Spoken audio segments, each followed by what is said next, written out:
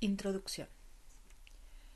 En este libro podemos hallar los datos que nos quedan de aquel hombre, al que, con una expresión que él mismo usaba muchas veces, llamábamos el lobo estepario. No hay por qué investigar si su manuscrito requiere un prólogo introductor. A mí me es, en todo caso, necesario agregar a las hojas del lobo estepario algunas en las que he de procurar estampar mi recuerdo de tal individuo. No es mucho lo que sé acerca de él, y especialmente me han quedado desconocidos su origen y su pasado. Pero de su personalidad conservo una fuerte impresión, y tengo que confesar que, a pesar de todo, un recuerdo simpático. El lobo estepario era un hombre de unos 50 años, el cual, hace algunos, fue a casa de mi tía buscando una habitación amueblada. Alquiló un cuarto y la pequeña alcoba contigua. Regresó a los pocos días con 2 baúles y un cajón enorme lleno de libros, y vivió en nuestra casa por 9 o 10 meses. Vivía muy tranquilamente y para sí, y a no ser por la situación vecina de nuestro dormitorio, que trajo consigo algún encuentro casual en la escalera o en el pasillo, no hubiésemos acaso llegado a conocernos, pues sociable no era este hombre, sino todo lo contrario, en una medida no observada por mí en nadie hasta entonces. Era realmente, como él se llamaba a veces, un lobo estepario, un ser extraño, salvaje y sombrío, muy sombrío, de otro mundo diferente al mío. Yo no supe en qué profundo aislamiento él iba llevando su vida a causa de su predisposición y de su sino, y cuán conscientemente reconocía él mismo este aislamiento como su propia predisposición.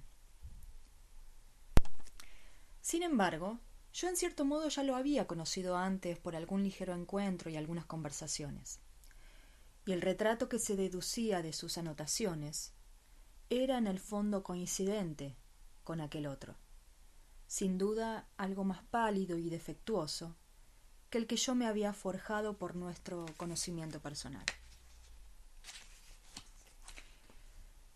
La casualidad quiso que yo estuviese presente en el momento en el que el lobo estepario entró por primera vez en nuestra casa y alquiló a mi tía la habitación. Llegó a mediodía. Los platos estaban aún sobre la mesa, y yo disponía de media hora antes de volver a mi oficina. No he olvidado la impresión extraña y muy contradictoria que me produjo en el primer encuentro. Entró por la puerta de cristales, después de haber llamado a la campanilla, y la tía le preguntó en el corredor, medio a oscuras, qué deseaba.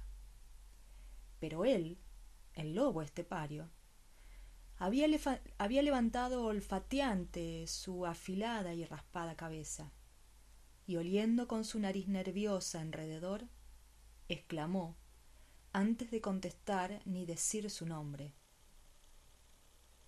«Aquí huele bien».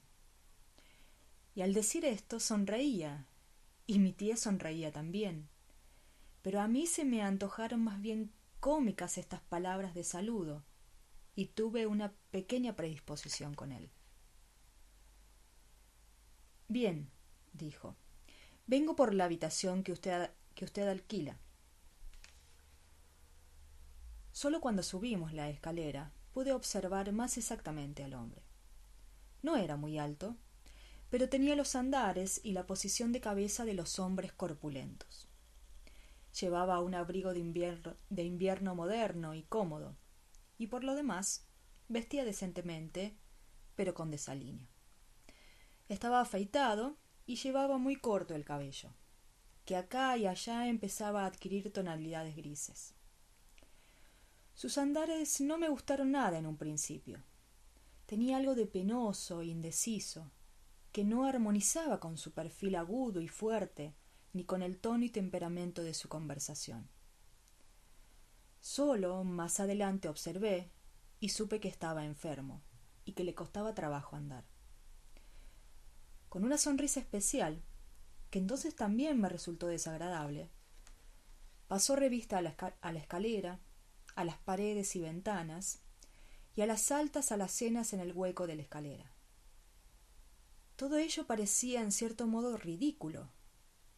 En general, todo él daba la impresión como si llegara a nosotros de un mundo extraño, por ejemplo, de países ultramarinos, y encontrara aquí todo muy bonito, sí, pero un tanto cómico. Era como que no pudo menos de decir... Era como que no puedo menos de decir cortés, hasta agradable. Estuvo enseguida conforme y sin objeción alguna con la casa, la habitación y el precio por el alquiler y el desayuno. Y sin embargo, en torno de toda su persona había como una atmósfera extraña y al parecer no buena y hostil. Rentó la habitación, rentó también la alcoba contigua, se enteró de todo lo concerniente a calefacción, agua, servicio y orden doméstico, escuchó todo atenta y amablemente.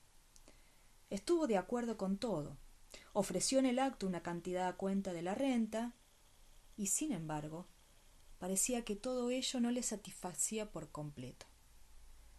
Se hallaba a sí mismo ridículo en todo aquel trato, y como si no lo tomara en serio, como si le fuera extraño y nuevo alquilar un cuarto y hablar en cristiano con las personas, cuando él estaba ocupado en el fondo en cosas completamente diferentes. Algo así fue mi impresión, y ella hubiese sido desde luego muy mala, a no estar entrecruzada y corregida por toda clase de pequeños rasgos. Ante todo, era la cara del individuo lo primero que me agradó. Me gustaba, a pesar de aquella impresión de extrañeza.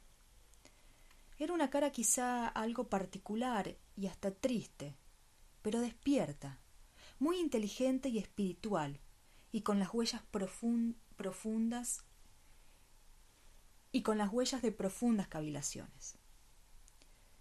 Y a esto se agrega, para disponerme más a la reconciliación, que su clase de cortesía y amabilidad, aun cuando parecía que le costaba un poco trabajo, estaba exenta de orgullo. Al contrario, había en ello algo casi emotivo, algo como suplicante, cuya explicación encontré más tarde, pero que desde el primer momento me previno un tanto en su favor. Ya para terminar la inspección de las dos habitaciones y de cerrar el trato, había transcurrido el tiempo que yo tenía libre y hube de marcharme a mi despacho. Me despedí y lo dejé con mi tía. Cuando volví por la noche, ella me contó que el forastero se había quedado con las habitaciones y que uno de aquellos días habría de mudarse, que le había pedido no dar cuenta de su llegada a la policía, porque a él, hombre enfermizo, le eran insoportables estas formalidades y el andar de acá para allá en las oficinas de la policía, con las molestias correspondientes. Aún recuerdo exactamente cómo esto me sorprendió y cómo previne a mi tía de que no debía pasar por alto dicha obligación.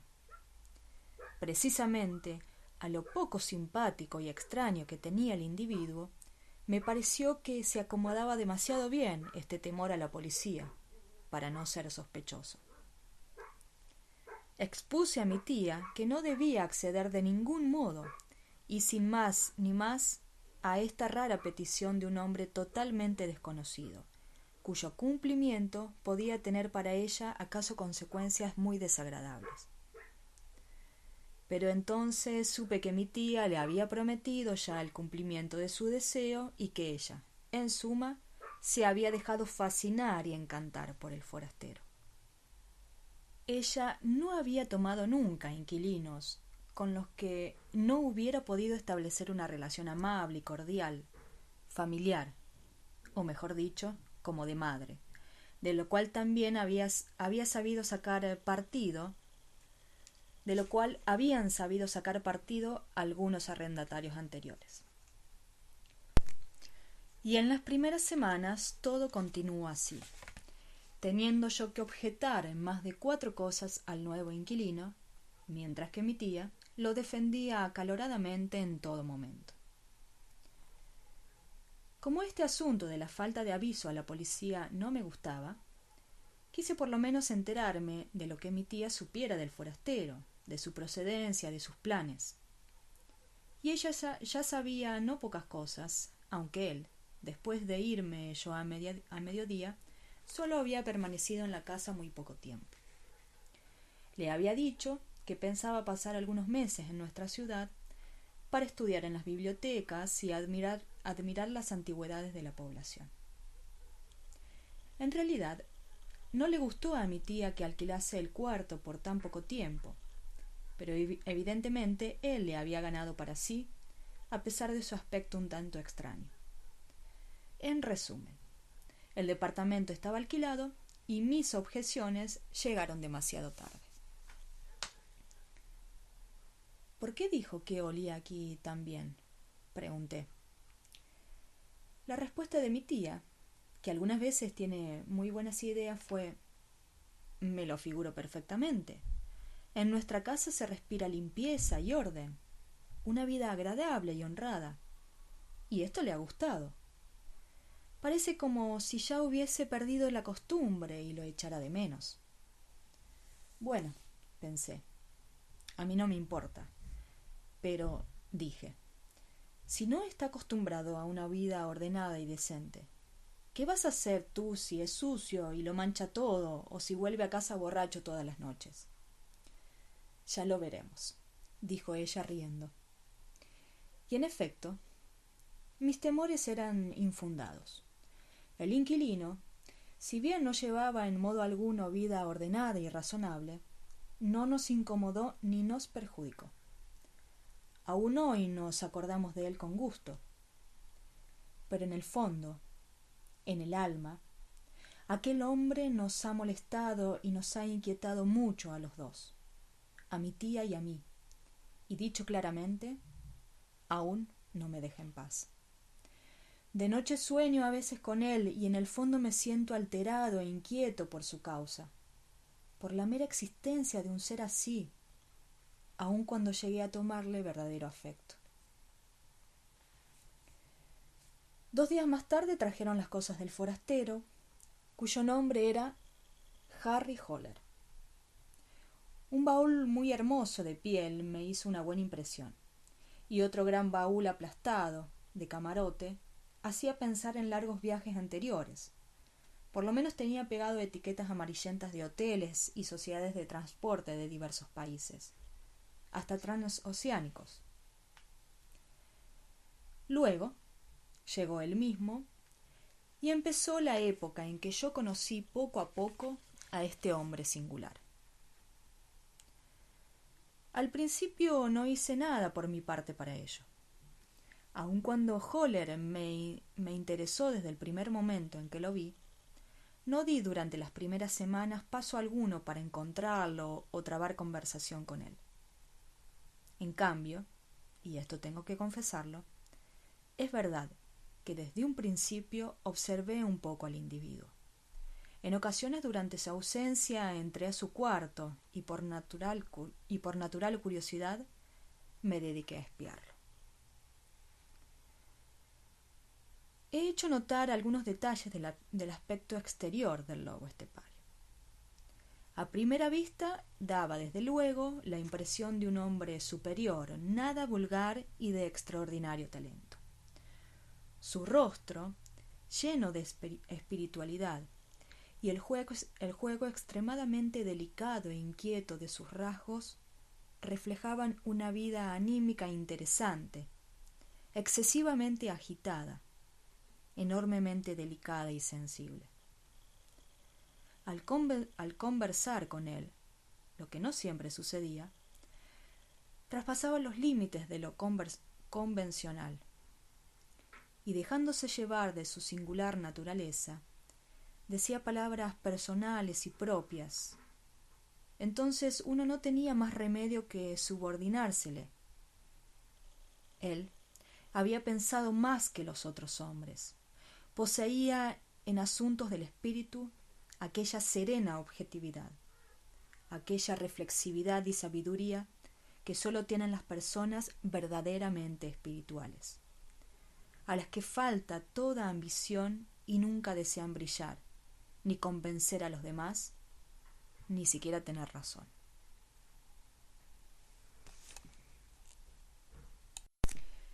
Es de la última época de su estancia aquí que recuerdo una expresión en este sentido, que ni siquiera llegó a pronunciar, pues consistió simplemente en una mirada. Había por entonces anunciado una conferencia en el salón de fiestas un célebre filósofo de la historia y crítico cultural, un hombre de fama europea. Yo había logrado convencer al lobo estepario, que en un principio no tenía ninguna gana, de que fuera a la conferencia. Fuimos juntos y estuvimos sentados el uno al lado del otro. Cuando el orador subió a la tribuna y empezó su discurso, defraudó por la manera presumida y frívola de su aspecto a más de 4 oyentes que se le habían figurado como una especie de profeta. Cuando empezó a hablar, diciendo al auditorio algunas lisonjas y agradeciéndole que hubiesen acudido en gran número, entonces el lobo estepario me echó una mirada instantánea, una mirada de crítica de aquellas palabras y de toda la persona del orador, una mirada inolvidable y terrible, sobre cuya significación podría escribirse un libro entero. La mirada no sólo criticaba a aquel orador y pulverizaba al hombre célebre con su irresistible ironía, eso era en ella lo de menos. La mirada era mucho más triste que irónica. Era insondable y amargamente triste. Su contenido era una desesperanza callada, en cierto modo irremediable y definitiva, en cierto modo también convertida ya en forma y en hábito. Con su desolado resplandor iluminaba no sólo la persona del envanecido conferencista y ridiculizaba y ponía en evidencia la situación del momento, la expectativa y la disposición del público y el título un tanto presuntuoso del discurso anunciado. No, la mirada penetrante del lobo estepario atravesaba todo el ámbito de nuestro tiempo, toda la fiebre de actividad y el afán de arribismo, la vanidad entera y todo el juego superficial de un espiritualismo fementino y sin fondo. Y por desgracia, la mirada profundizaba aún más. Llegaba no sólo a los defectos y a la desesperanza de nuestro tiempo, de nuestra espiritualidad y de nuestra cultura. Llegaba hasta el corazón de toda la humanidad. Expresaba elocuentemente en un solo segundo la duda entera de un pensador, de un sabio quizá, en la dignidad y en el sentido general de la vida humana. Aquella mirada decía: mira, estos monos somos nosotros. Mira, así es el hombre. Y toda celebridad, toda discreción, todas las conquistas del espíritu, todos los avances hacia lo grande, lo sublime y lo eterno dentro de lo humano, se vinieron a tierra y era un juego de monos. En realidad con esto me he anticipado demasiado, y contra mi propio propósito y mi deseo realmente, ya que he dicho en el fondo lo esencial sobre Höller. Cuando en un principio fue mi idea solo ir descubriendo poco a poco su imagen, a medida que refería mi paulatino conocimiento que de él tenía. Ya me he adelantado de este modo. Es preciso seguir hablando de la enigmática extravagancia de Höller y dar cuenta en detalle de cómo yo presentí y llegué poco a poco a conocer los fundamentos y la significación de esta extravagancia, de este extraordinario y terrible aislamiento. Así es mejor, pues quisiera dejar a mi propia persona todo lo más posible en segundo término. No quiero publicar en mis confesiones ni contar novelas o entregarme a la psicología, sino sencillamente contribuir como testigo presencial con algún detalle al retrato del hombre singular que dejó estos manuscritos del lobo estepario. Al verlo ya por primera vez, cuando entró por la puerta vidriada de la casa de mi tía, con la cabeza levantada como los pájaros y alabando el buen olor de la casa, me llamó en cierto modo la atención lo típico de este hombre, y mi primera ingenua reacción contra él fue la aversión. Me daba cuenta, y mi tía, que en contraposición a mí no es en absoluto un intelectual, notaba exactamente lo mismo. Me daba cuenta de que aquel hombre estaba enfermo, de algún modo enfermo del espíritu, del ánimo o enfermo del carácter, y me defendía contra él con el instinto del hombre sano. Esta repulsa fue sustituida en el transcurso del tiempo por simpatía, que tenía por base una gran compasión hacia este grave y perpetuo paciente, de cuyo aislamiento y de cuya muerte interna era yo testigo personal.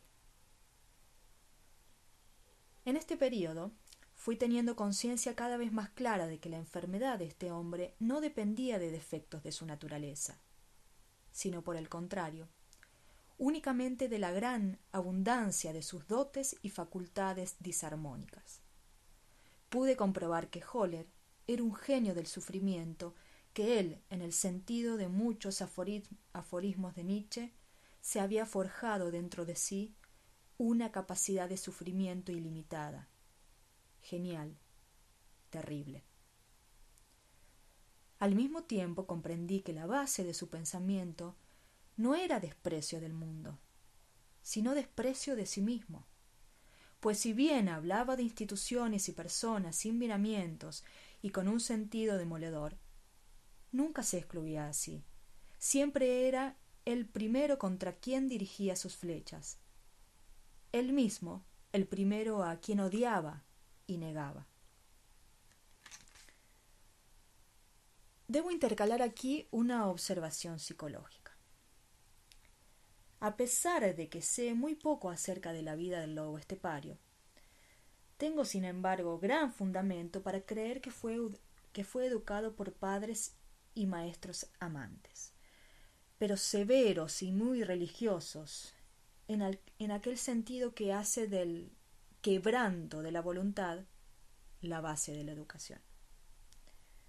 Ahora bien, esta destrucción de la personalidad y quebranto de la voluntad no dieron resultado en este discípulo.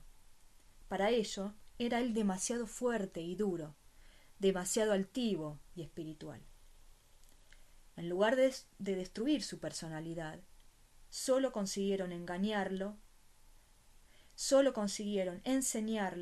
a odiarse a sí mismo. Contra sí, contra este objeto inocente y noble, dirigió toda su vida el genio entero de su fantasía, la fuerza toda de su capacidad de pensamiento.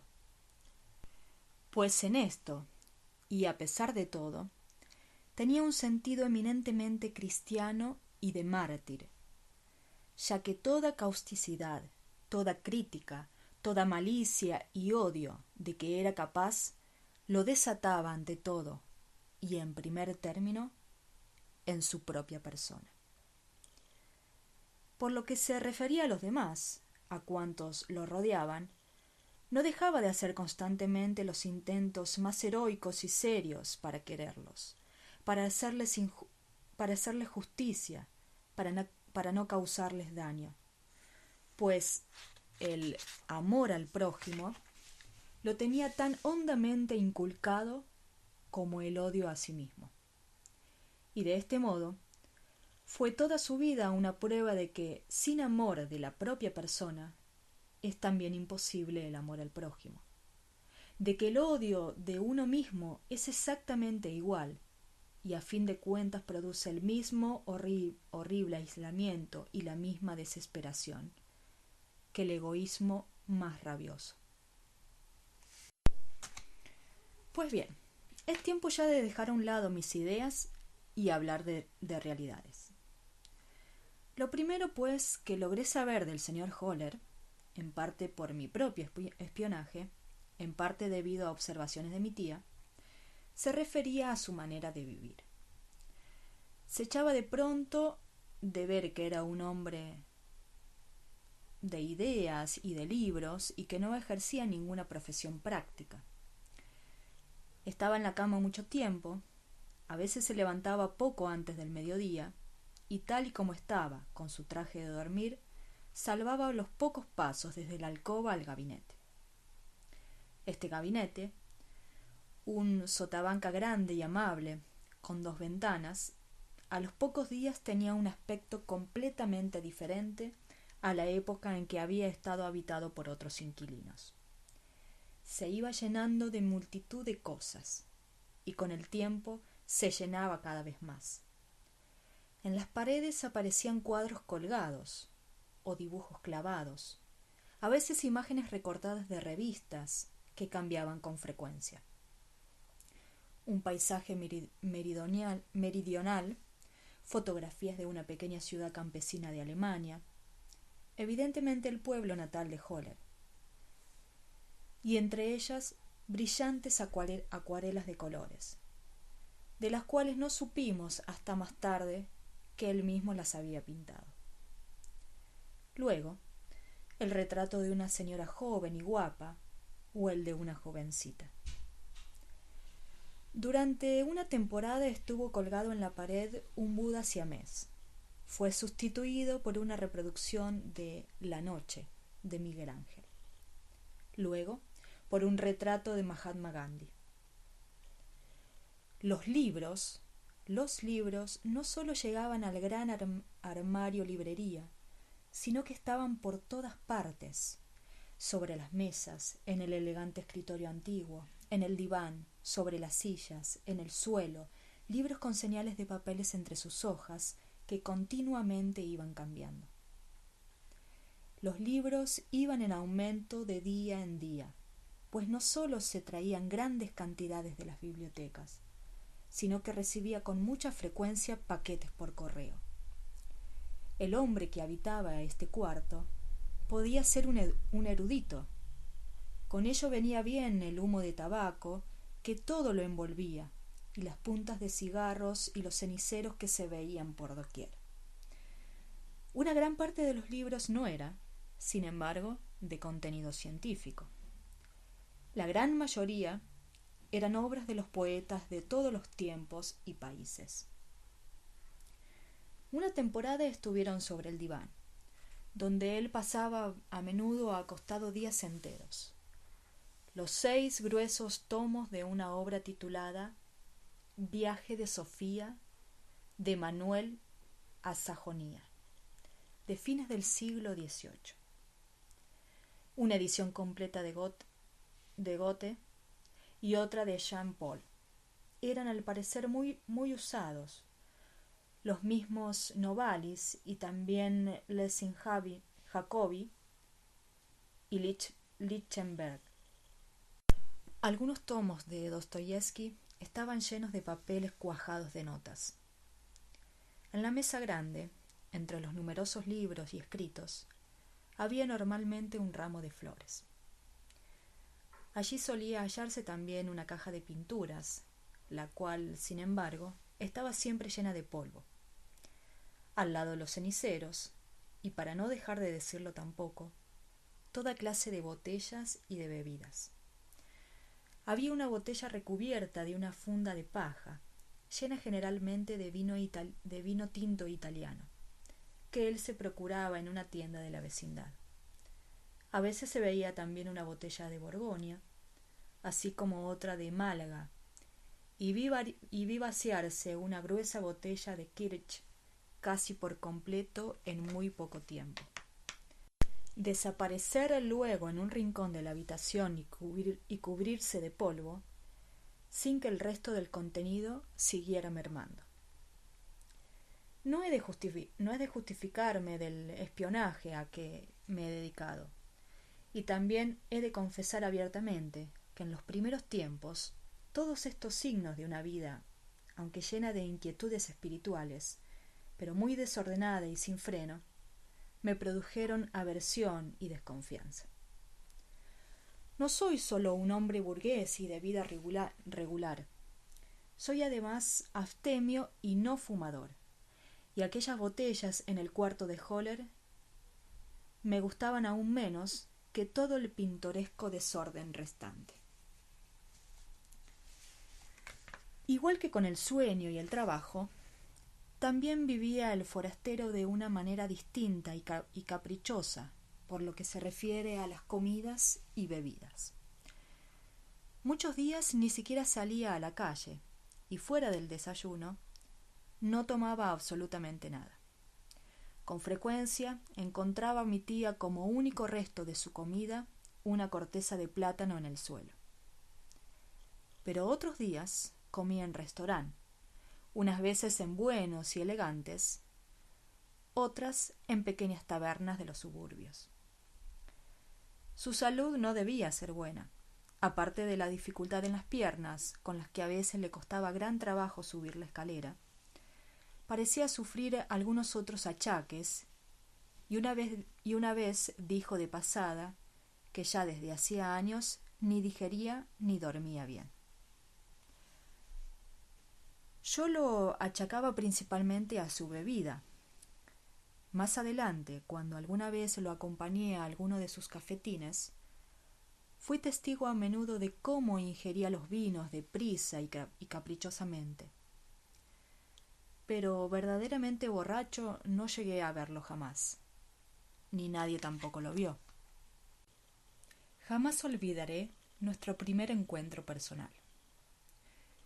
No nos conocíamos más que, como suelen conocerse, vecinos de cuarto en una casa de alquiler.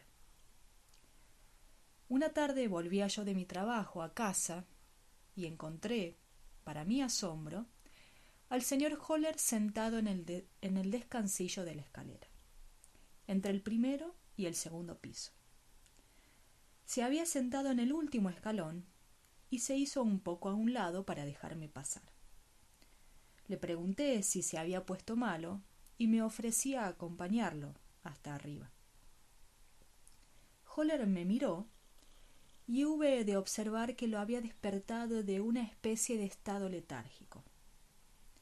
Empezó a sonreír lentamente, con esa su sonrisa bella y lastimosa, con la que me ha atormentado tantas veces. Luego me invitó a sentarme a su lado. Le di las gracias y dije que no tenía costumbre de sentarme en la escalera ante la vivienda de los demás. Es verdad, dijo y sonrió más. Tiene usted razón. Pero espere todavía un momento. No quiero dejar de enseñarle por qué he tenido que quedarme sentado aquí un poco. Y diciendo esto, señalaba al espacio delante del cuarto primero, donde vivía una viuda. En el pequeño espacio con el suelo de parqué, entre la escalera, la ventana y la puerta de cristales, había adosado a la pared un gran armario de caoba, con viejas aplicaciones de metal, y delante del armario, en el suelo, sobre dos pequeños soportes, había dos plantas en grandes macetas, una azalea y una araucaria. Las plantas lucían bonitas y estaban siempre muy limpias y magníficamente cuidadas. Esto ya me había llamado a mí agradablemente la atención. Mire usted, continuó Höller, este vestíbulo diminuto con la araucaria huele de un modo tan encantador. A menudo no puedo pasar por aquí sin pasarme un rato. También en casa de su tía huele muy bien y reina el orden y la mayor pulcritud. Pero el rincón de esta araucaria es de tan radiante pureza, está tan barrido y encerado y lavado, tan inviolablemente limpio, que ciega su resplandor. Aquí tengo siempre que respirar abriendo mucho la nariz. ¿No lo huele usted también? Como el olor de la cera del piso y una leve reminiscencia de trementina, juntamente con la caoba, las hojas lavadas de las plantas, y todo lo demás producen un aroma, un superlativo de limpieza burguesa, de esmero y exactitud, de cumplimiento del deber y de devoción a los detalles. No sé quién vive ahí, pero detrás de esos cristales debe haber un paraíso de pulcritud y de limpia civilidad, de orden, de escrupuloso y conmovedor apego a los pequeños hábitos y deberes.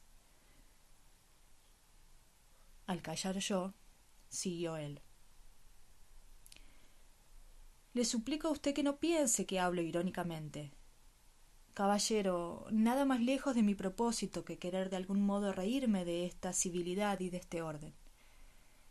Bien es verdad que yo vivo en otro mundo diferente, no en este, y tal vez no sería capaz de aguantar ni un solo día siquiera en una vivienda con tales araucarias.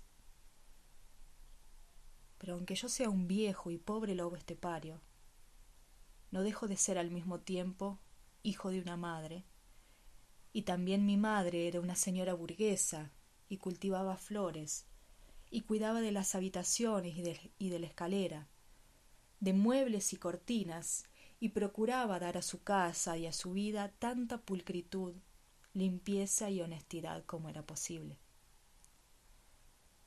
Todo esto me recuerda al vaho, a Trementina y la Araucaria, y por eso me quedo sentado aquí alguna que otra vez, mirando este pequeño y callado jardín del orden, y alegrándome que aún haya estas cosas en el mundo. Intentó levantarse, pero le costó trabajo y no me rechazó cuando traté de ayudarle un poco. Permanecí en silencio, pero había sucumbido, lo mismo que antes le había pasado a mi tía, a algún encanto que a veces podía ejercer este hombre extraño. Despacio subimos juntos la escalera, y delante de su puerta, ya con la llave en la mano, me miró de nuevo expresivo y muy amable a la cara y dijo: ¿Viene usted de su despacho? Vaya, de eso no entiendo una palabra. Yo vivo como apartado, un poco al margen, ¿sabe usted? Pero creo que a usted le interesan también los libros y las cosas parecidas. Su tía me ha dicho alguna vez que usted ha terminado bien sus estudios del gimnasio y que ha sido un buen conocedor del griego. Esta mañana, leyendo a Novalis, he encontrado una frase. ¿Me permite usted que se la enseñe? Le gustará mucho. Me hizo entrar en su habitación, donde olía fuertemente a tabaco, sacó un libro de un montón de ellos, hojeó, buscó. Esta también está bien, muy bien, dijo. Escuche usted la frase.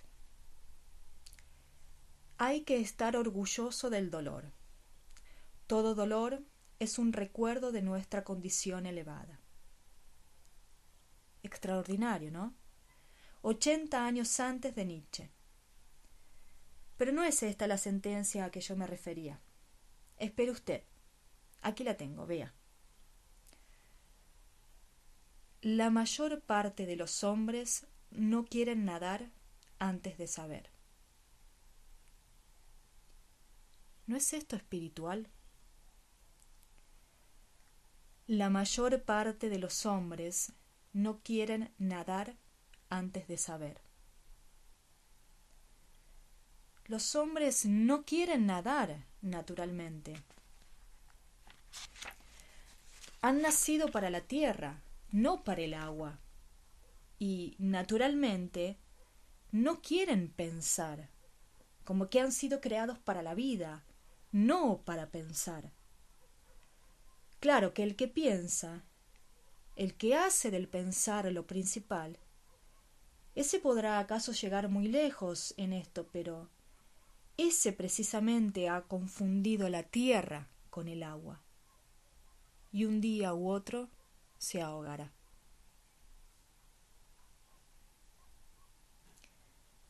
Tenía yo un interés desbordante, y me quedé con él un momento. A partir de aquel día no era raro que en la escalera o en la calle, cuando nos encontrábamos, hablásemos un poco. Al principio, en aquellas ocasiones, lo mismo que antes con la araucaria, no dejaba de tener un poco la sensación de que se burlaba de mí. Pero no era así.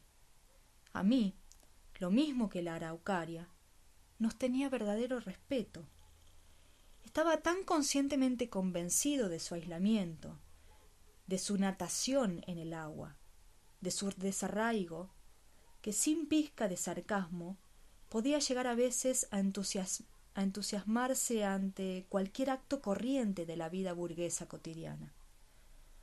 Por ejemplo, la puntualidad con que yo iba a mi oficina, o la expresión proferida por un criado o por un conductor de tranvía. En un principio me parecía esto ridículo y exagerado, una especie de extravagancia señoril o bohemia, un sentimentalismo artificioso. Pero cada vez más hube de ver que desde su espacio vacío, desde su modo de ser extraño y desde su modo de ser extraño y su lobuznez esteparia, le admiraba nuestro pequeño mundo burgués y lo amaba, como a lo firme y seguro, como a lo lejano e inasequible, como al hogar y a la paz, hacia los cuales no había camino alguno para él. Ante nuestra sirvienta, una buena y pobre mujer, se quitaba siempre el sombrero con un fingido respeto, y cuando mi tía hablaba alguna vez con él, o le llamaba la atención acerca de la necesidad de alguna reparación en su ropa, o de algún botón que se le caía de su abrigo, entonces se escuchaba con una atenta y extraña consideración, como si se afanara indecible y desesperadamente por penetrar por una rendija cualquiera en este pequeño mundo pacífico y aclimatarse a él, aunque no fuera más por una hora.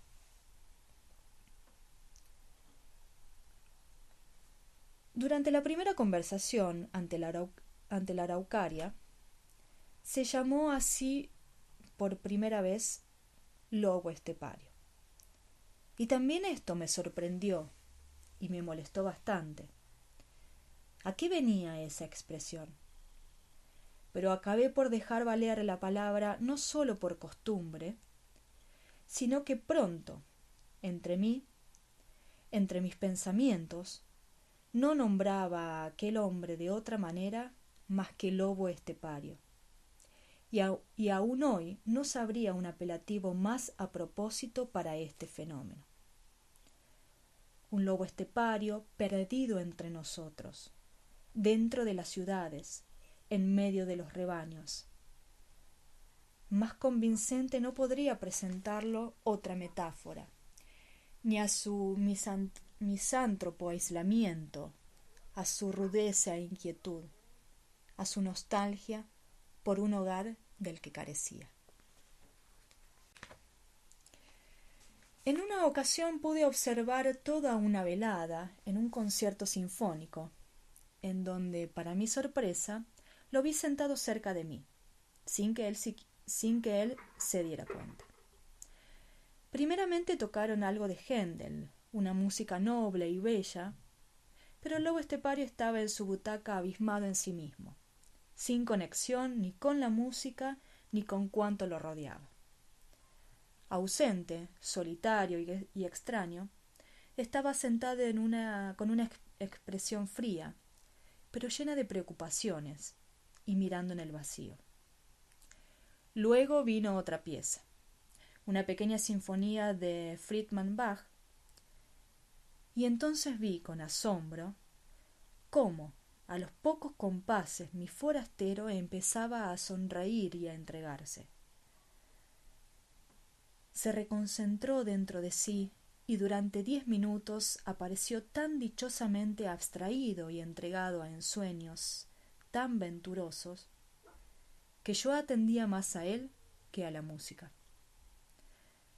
Cuando la pieza hubo terminado, despertó, se sentó más derecho, hizo ademán de levantarse y parecía que quería irse. Pero permaneció sentado y escuchó aún la última parte. Eran unas variaciones de Negger, una música que por muchos es considerada como algo lánguido y fatigante. Y también el lobo estepario, que al principio había escuchado atentamente y con buena voluntad, volvió a extraviarse, metió las manos en los bolsillos y se reencontró de nuevo dentro de sí. Pero ahora no era feliz y en ensueños, sino triste y al final irritado. Su cara estaba otra vez lejos, con un tinte gris y apagado. Daba la impresión de viejo enfermo y descontento. Luego del concierto volví a verlo en la calle y fui siguiéndolo, embutido en su gabán, caminando como cansado y sin ganas en dirección a nuestro barrio. Pero se quedó parado ante un pequeño restaurante pasado de moda. Miró indeciso al reloj y acabó por entrar. Yo seguí un impulso del momento y entré tras él. Allí estaba sentado, en una mesa modestita del café. La encargada y la camarera lo saludaron como a parroquiano conocido. Yo saludé también y fui a sentarme a su lado. 1 hora estuvimos allí, y mientras yo tomé 2 vasos de agua mineral, él se hizo servir medio litro y luego 1/4 más de vino tinto. Yo dije que había estado en el concierto, pero él no quiso abordar el tema. Leyó la etiqueta de mi botella y me preguntó si no quería beber vino, a lo que me invitaba. Cuando oyó que yo nunca bebía vino, puso una vez más su cara impenetrable y dijo: «Sí, tiene usted razón. Yo también he vivido en continencia durante muchos años y he ayunado mucho tiempo. Pero actualmente estoy otra vez bajo el signo de Acuario, un signo oscuro y húmedo. Y cuando yo bromeando, recogí esta alusión e indiqué cuán poco probable me resultaba que precisamente él creyera en la astrología, volvió a adoptar el tono demasiado cortés que a menudo me molestaba, y dijo: «Correcto. Tampoco en esta ciencia puedo creer, desgraciadamente». Me despedí y salí, y él no volvió a casa hasta muy noche. Pero su paso era el de costumbre, y como siempre, no se fue a la cama enseguida.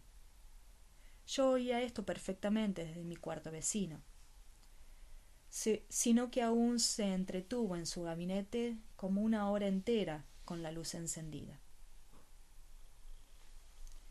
Tampoco he podido olvidar otra tarde. Estaba yo solo en casa. Mi tía había salido y llamaron a la puerta. Cuando abrí me hallé ante una señora joven y muy guapa, y al preguntarme ella por el señor Holler, la reconocí. Era la de la fotografía de su cuarto. Le mostré la puerta y me retiré. Ella permaneció arriba un rato, pero pronto los oí bajar junto la escalera y salir animados y muy contentos conversando de buen humor. Me extrañó mucho que el anacoreta tuviese una querida, y tan joven y guapa y elegante. Todas mis suposiciones sobre él y su vida se me volvieron otra vez confusas. Pero antes de 1 hora tornó él a casa, solo, con su paso pesado y triste.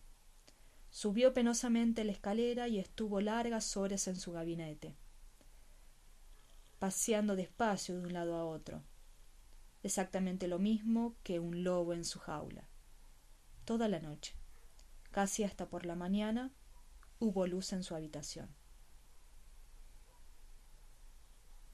Respecto a estas relaciones no sé nada, y solo he de agregar que otra vez lo vi junto con aquella señora en una calle de la ciudad. Iban del brazo. Él parecía feliz. Volvió a admirarme cuánta gracia y hasta ingenuidad podían tener en ocasiones su rostro solitario y preocupado. Comprendí a aquella mujer y comprendí la simpatía de mi tía por este hombre. Pero también aquel día regresó por la noche, triste y digno de lástima. Me lo encontré en la puerta de la calle, llevando consigo debajo del abrigo la botella de vino italiano, y con ella estuvo sentado media noche arriba en su madriguera. Me daba mucha lástima, pero qué vida tan impotente, desolada y perdida era la suya. Bueno, ya se ha dicho bastante. No se necesita más información ni narraciones para indicar que el lobo estepario llevaba la vida de un suicida. Y sin embargo no creí que se fuera a quitar la vida en aquella ocasión en que, inopinadamente y sin despedirse, pero después de abonar todo lo que tenía pendiente, abandonó un buen día nuestra ciudad y desapareció. No hemos vuelto a oír nada más de él y aún conservamos algunas cartas que llegaron a su dirección. No dejó otra cosa más que un manuscrito, compuesto durante su estancia en esta, y que con pocos renglones me dedicó a mí, con la observación de que podía hacer de él lo que se me antojara. No me ha sido posible comprobar, en cuanto a su contenido de realidad, los sucesos que refiere el manuscrito de Höller. No dudo de que en su mayor parte son ficciones, pero no en el sentido de invenciones arbitrarias, sino a modo de un ensayo de expresión para representar procesos anímicos hondamente vividos con el ropaje de sucesos visibles. Los incidentes, en gran parte fantásticos, en el trabajo de Höller proceden probablemente de la última época de su permanencia entre nosotros. Y yo no dudo que les sirve de base un trozo de vida real externa. En aquel tiempo nuestro huésped mostraba, en efecto, una conducta y un aspecto cambiados. Estaba muchas horas fuera de casa, hasta noches enteras, y sus libros permanecían sin que le hiciera caso. Las contadas veces en que por entonces lo encontré, parecía sorprendentemente animado y rejuvenecido, algunas verdaderamente alegre.